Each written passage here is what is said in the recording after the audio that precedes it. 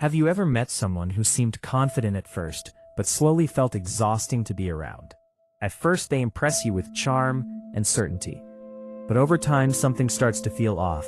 You feel unheard, dismissed, or subtly drained. This is where ego quietly reveals itself. Not all narcissism is loud or obvious. Sometimes it hides behind subtle, everyday behaviors, and once you notice these signs, you cannot unsee them. The first sign is they constantly redirect conversations back to themselves. Even when you share something important, they find a way to make it about them. It feels like you are speaking, but not really being heard.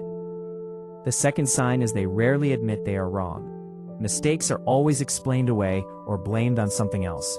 Accountability feels uncomfortable for them. The third sign is they crave validation, but disguise it as confidence. They drop achievements into conversations without being asked, and they subtly seek approval through reactions. Another sign is how they respond to your success. Instead of genuine happiness, there is tension or comparison. They may downplay your achievement or shift the focus. This comes from a fragile sense of self-worth. They also struggle with deep empathy. They can understand emotions intellectually, but not truly feel them. So your pain may be acknowledged, but not supported. Another subtle indicator is how they handle criticism. Even gentle feedback feels like an attack. Their reaction may be defensive, dismissive, or cold. Over time, this makes honest communication difficult. They also tend to control conversations or decisions, not always aggressively, but in quiet, persistent ways. It feels like their perspective always wins. They may also use charm as a tool. At first it feels warm and engaging, but later it starts to feel calculated and inconsistent.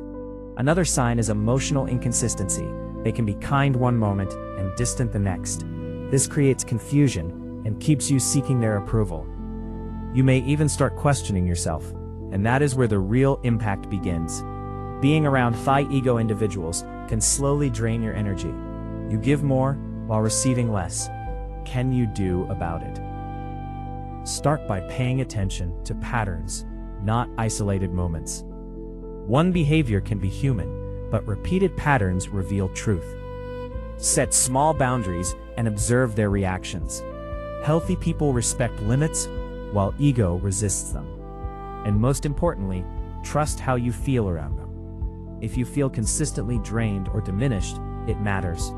Because the goal is not to label people, it is to protect your peace and awareness. And once you see clearly, you can choose better connections.